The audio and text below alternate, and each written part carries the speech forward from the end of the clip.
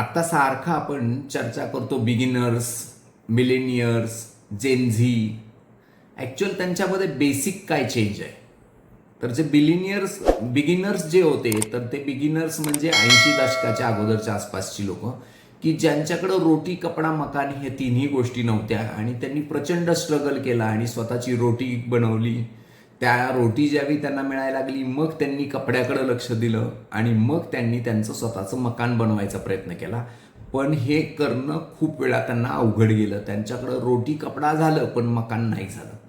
मग त्यानंतर त्यांची पुढची जी पिढी आली, जी मिलेनियर्स म्हणून म्हणलं जातं, तर त्यांच्याकडं रोटी, कपडा झालं, त्यांनी मकान घेतलं आणि मकान घेतल्यामुळं त्यांच्याकडं त्या पद्धतीची सुबत्ता आली. त्यांना रोटी कपड्यासाठी फारसे झगडावं लागलं नाही, पण त्यांच्या मकानसाठी त्यांना थोडंसं झगडावं लागलं.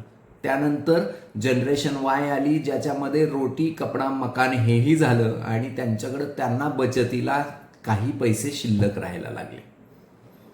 आणि त्याच्यानंतर जी आलेली आहे ती जेन झी, ज्याला जनरेशन झेड म्हणलं जातं, आणि त्यांच्याकडं रोटी आईवडिलांची आहे, कपडा त्यांच्याकडं आहे आईवडिलांनी दिलेला, मकान त्यांचं आईवडिलांचं आहे. त्यामुळे त्यांना आता रोटी, कपडा, मकानची गरज नाही.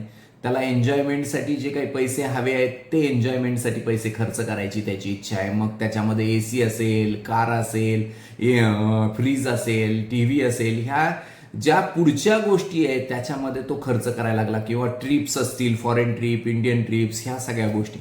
त्यामुळे झेनझी ही बचतीपासून खूप लांब होत चालली आहे आणि त्यांची मनस्थिती लांब राहण्याची जास्त आहे बचतीकडं किंवा गुंतवणुकीकडं, कारण त्यांच्या रोटी, कपडा, मकान ह्या तिन्ही गरजा पूर्ण झालेल्या आहेत. आणि त्यामध्येही जे जेनझी आहे की ज्यांना असं वाटतं की मला 45 वयाला रिटायर व्हायचं आहे, स्वतःला फायर करायचं आहे, ती गोष्ट त्यांच्याकडे आली आहे.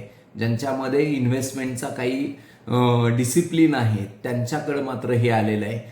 त्यांनी मात्र एकच काळजी घेतली पाहिजे की त्यांच्या जे काही उत्पन्न आहे त्यातलं त्यांनी 20 ते 30% रक्कम जर आत्तापासून बाजूला टाकली तर ते स्वतःला फायर करू शकतात. म्हणजे फायनान्शियल इंडिपेंडंट रिटायर अर्ली, म्हणजे 45 ते 50 वयामध्येच ते रिटायर होऊ शकतात.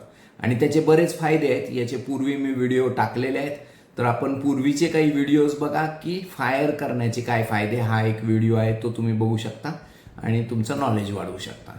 थँक्यू.